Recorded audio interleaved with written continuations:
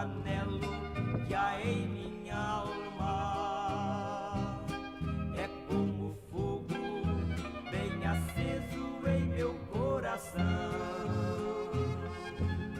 Senhor, pergunto, por que é que eu não posso andar pelos países deste mundo perdido?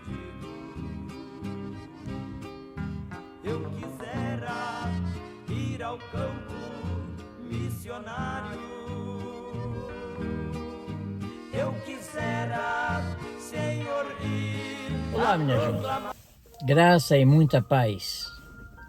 Eu vim aqui a este lugar bonito e bem tranquilo para levar até vocês o último Conexão ID do ano. Conexão ID é um programa de nossa missão do Sistema Mundial de Missões que transmite informações missionárias, transmite conhecimento missionário e ao mesmo tempo abre um leque de oportunidade para todos aqueles que amam a causa missionária e querem se envolver com a missão da Igreja na Terra. Eu estava preparado para fazer o vídeo do lado de fora, mas como está muito vento, está ventando muito, pode causar um ruído no microfone. Então eu resolvi fazer de dentro do carro. Mas o importante é a mensagem que será transmitida, e certamente na edição desse vídeo vão entrar algumas imagens para comprovar o que nós estamos falando. Mas a informação que eu tenho hoje ela é muito importante, porque apesar de nós fazermos uma diferença entre o ano 2024 e 2025, na verdade, o fenômeno que causa isso, que é exatamente a Terra, ela dá mais uma volta em torno do Sol e ela não para, tá em média 107 mil quilômetros por hora. Então, se ela parasse seria uma tragédia. Ela não para, ela continua. Então apenas esse fato de terminar no caso uma translação ao redor do Sol, né? Rotação é a Terra girando em torno de si mesma, translação é ela circulando em torno do Sol. Então 365 dias é quando completa um turno e começa outro, sem parar. Ocorre que nós, os humanos, nós comemoramos esse momento porque muitos não conseguiram chegar no final deste ano. Muitos não conseguiram terminar o ano.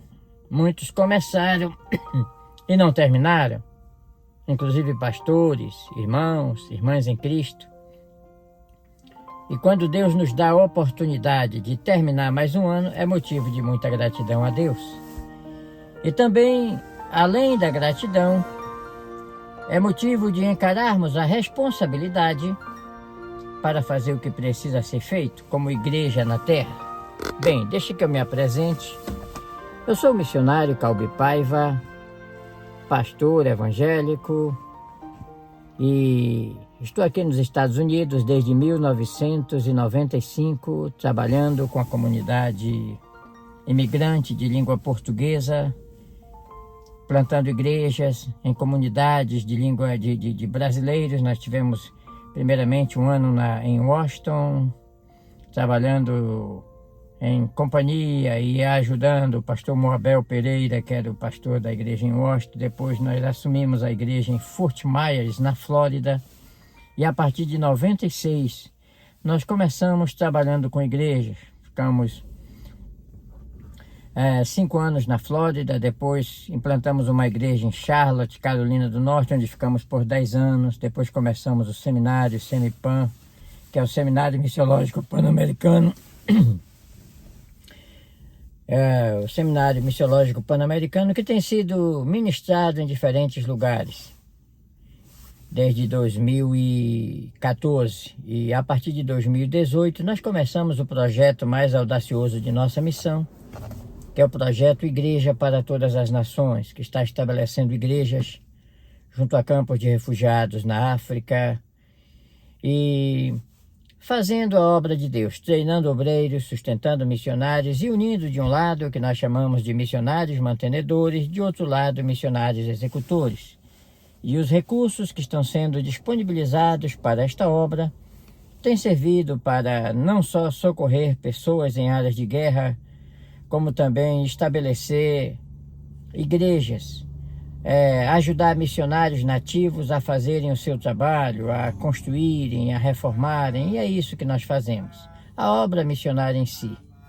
Pois bem, este é o nosso trabalho, e Conexão ID, como o próprio nome diz, é uma conexão que permite que a igreja que não saiu, ela participe das atividades da igreja que saiu, que são os missionários, porque igual os soldados quando vão para a guerra, eles precisam de uma retaguarda de apoio, e eu tenho um filho que serviu, eu até pensei que era 6 anos, foram 8 anos, conversando com ele ultimamente, eu perguntei, meu filho, quantos anos você ficou na Marinha? Foi 8 anos, pai. Ok, 8 anos.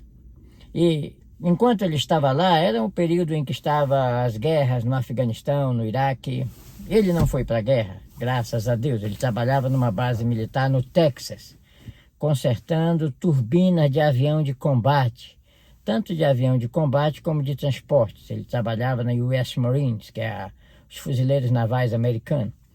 E ele, na época, ele me disse, pai, para cada um soldado que tem trabalhando na infantaria, na zona de guerra, há pelo menos 4 soldados na retaguarda de apoio para permitir que ele lute, para permitir os recursos para que ele lute, seja munição, seja roupa, seja alimento, os generais fazendo o planejamento da guerra. Então, deixar um soldado sozinho na zona de guerra seria, como dizer assim, uma falta de responsabilidade muito grande do país que o envolve, que o envia para a guerra. Agora, olhando para a situação da evangelização mundial e tendo um conhecimento de missão como eu tenho durante os últimos 30 anos fora do meu país, trabalhando, fazendo missão, nós entendemos que a igreja do nosso tempo, quando eu falo igreja, eu estou falando das instituições religiosas, com seus estatutos, com as suas ordenanças locais, com seus líderes, estão literalmente abandonando seus missionários. Isso é muito grave, isso é muito sério. Porque as consequências disso, elas são assustadoras, elas são terríveis. E o pior, elas são eternas. E é sobre isso que eu quero falar. Ainda, eu acho que foi hoje que eu escrevi, tá na internet, eu gostaria até que você lesse, sobre a ponte que caiu. Recentemente caiu uma ponte no Brasil, a ponte que fazia a ligação entre os estados do Maranhão com Tocantins, a ponte Juscelino Kubitschek. E ela desmoronou, inclusive, na hora em que um vereador da cidade lá estava fazendo uma reportagem, até para mostrar o estado da ponte, o estado com falta de manutenção. Para quem não me conhece, sou o vereador Leio Júnior, moro aqui na cidade de Arnópolis, do outro lado aqui está o Estreito do Maranhão, e eu gostaria de mostrar para vocês esse vídeo para que chegue até as autoridades competentes, nossos estados federais, senadores, né? Essa situação, olha só, essa ponte já tem mais de 60 anos de existência, né? E como vocês podem ver através das redes sociais, dos noticiários, tem mostrado bastante que a ponte já não está mais suportando o grande fluxo de veículos pesados que passa por aqui.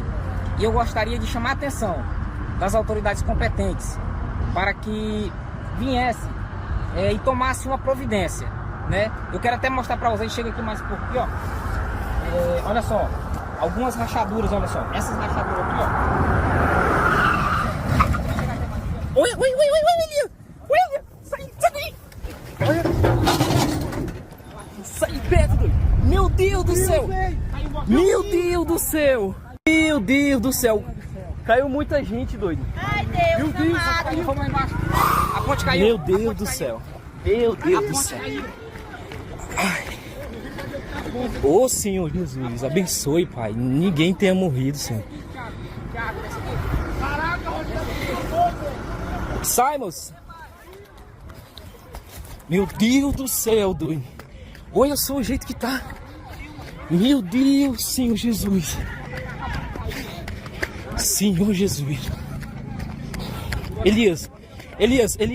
Cancela, pode cancelar. Cancela, vai. Bora ver lá.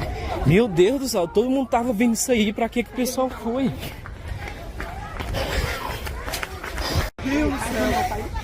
Meu Deus do céu! Meu Deus! Ô Senhor Jesus! O pessoal tava vindo. Pessoal. Ô Senhor Jesus, abençoe, Senhor Jesus, que ninguém tenha morrido.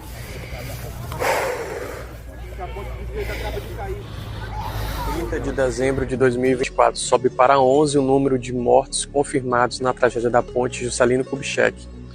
9 corpos já foram resgatados e 2 corpos seguem embaixo do rio, um deles dentro de um caminhão, da cabine de um caminhão, e outro corpo foi localizado dentro de um carro de passeio, a qual seria o Voyage, onde estava mãe e filha, onde estava o único sobrevivente também, Jairo.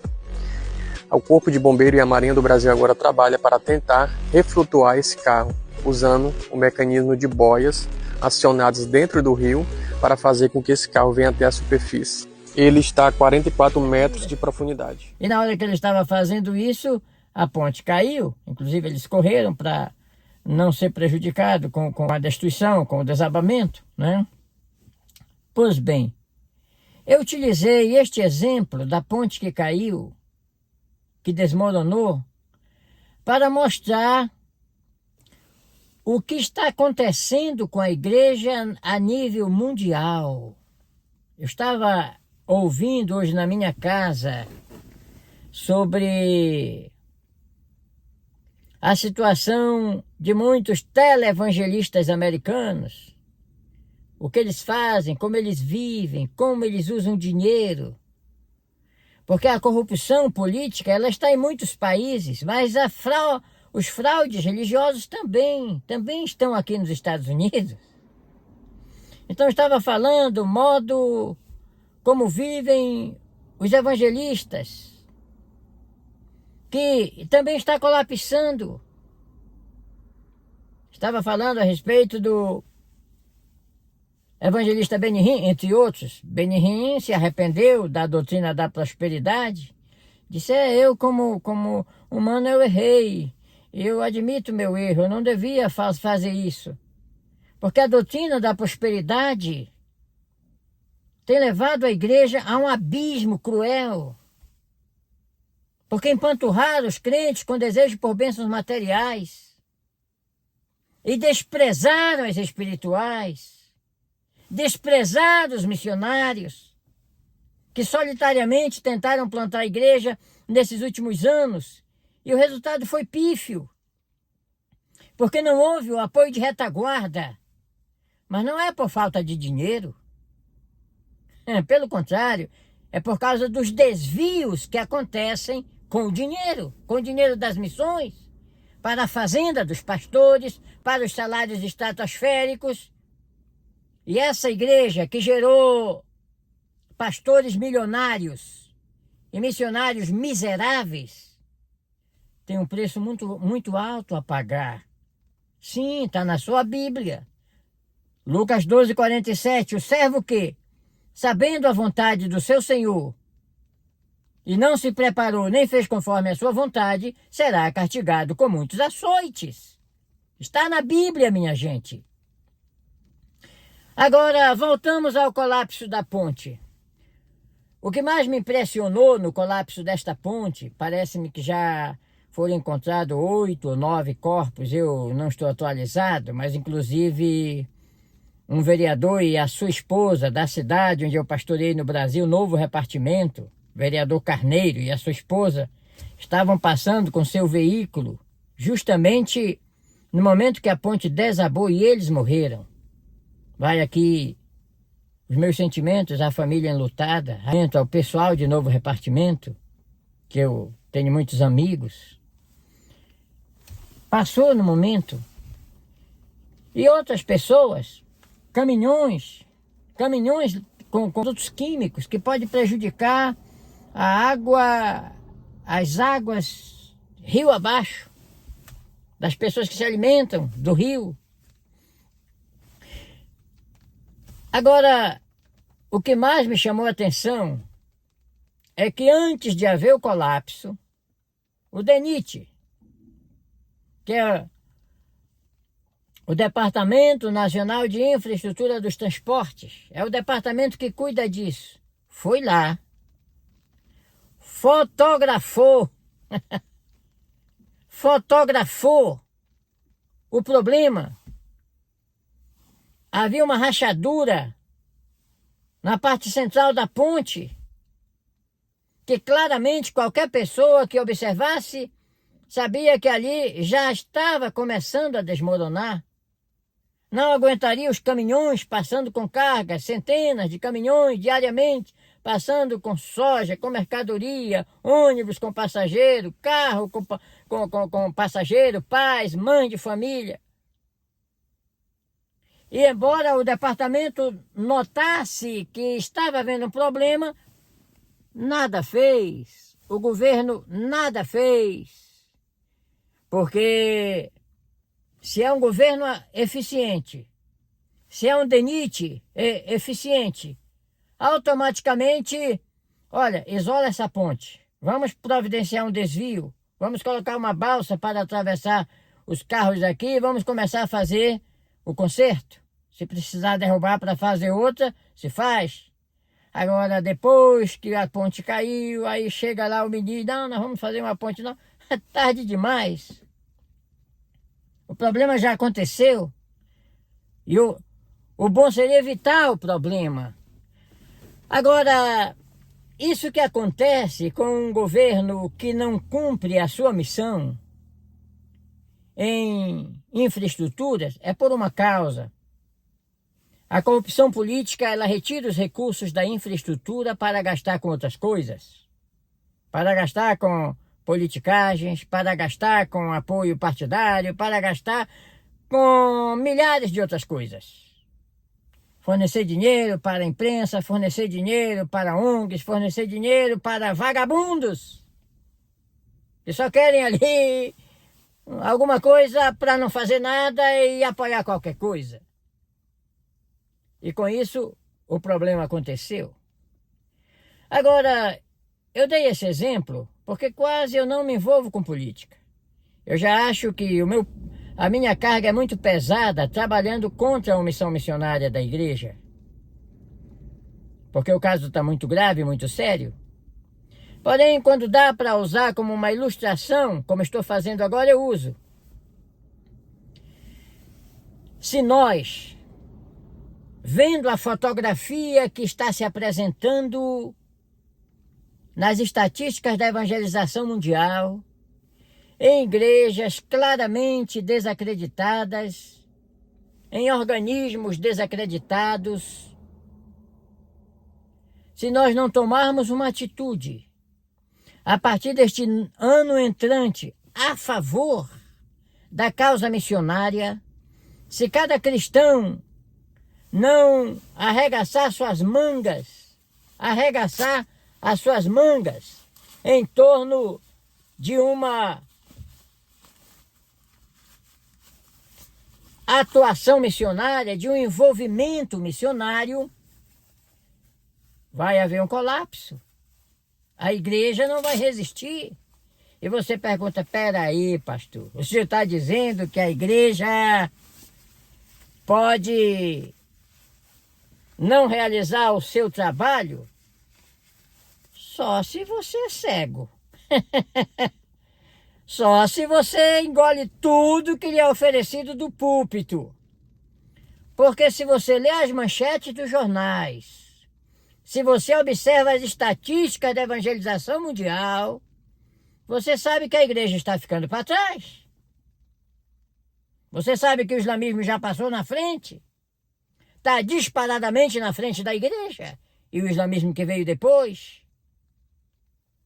Ou então você não leu a Bíblia, Jesus falando sobre o sal que se torna insípido e para nada mais presta, senão para ser lançado fora e ser pisado pelos homens. Você sabia que Jesus não está falando de sal? Ele está dando um exemplo ilustrativo. O sal é a igreja. Vós sois o sal da terra. E eu estou numa cidade que é chamada de Saltville. Essas montanhas aqui, elas estão recheadas de sal. Aqui é a mina de sal. O nome da cidade é Saltville, que é Vila de Sal no inglês. Mas se o sal se tornar insípido, para nada mais presta. Se a igreja se tornar insípida, para nada mais presta. Ela será transformada em clube religioso, assim como o Rotary Club. Apenas local de reunião, onde as pessoas se encontram, mas não tem transformação de vida. Observe as igrejas inclusivas, para apoiar a pouca vergonha das lésbicas, dos homossexuais, dos afeminados. Observe o que está acontecendo no mundo, com pastores presos, não por terem pregado o evangelho, mas por falcatrua, por assassinatos, por pedofilia. E foi Jesus quem falou: se o sal se tornar insípido, para nada mais presta, senão para ser lançado fora e ser pisado pelos homens. Por isso, urge uma responsabilidade de cada cristão, de fazer como faziam os bereanos. Sabe como faziam os bereanos? Eles ouviam a mensagem e iam olhar na Bíblia, examinar as Escrituras, para ver se o que ouviam estava em acordo com a palavra de Deus, para ver se eles podiam aprovar a pregação ou não. Mas hoje, as pessoas não estão mais lendo Bíblia, estão engolindo tudo que lhe é oferecido. São os crentes avestruzes, engolem tudo, toda guloseima, compram todo tipo de amuleto que lhes é vendido. E agora que um líder de uma denominação no Brasil mandou fabricar muita chave, eu não sei se é de plástico ou de metal, 100.000 chaves, para vender a chave do ano novo, vai abrir todas as portas de prosperidade. Só que essa chave são vendidas por R$100 ou mais. E as pessoas compram. Eu vi uma vez um líder vendendo. Eu falo vendendo, é em troca de oferta estipulada, que dá a mesma coisa da venda. Colocava a mão em um carimbo, colocava numa folha de papel e dizia: ó, leva essa mão ungida, coloca debaixo do seu travesseiro, coloca no seu negócio, coloca no documento, coloca em alguma coisa que vai ser bênção de Deus. Só precisa dar uma oferta de R$1.000. E as pessoas vão engolindo isso.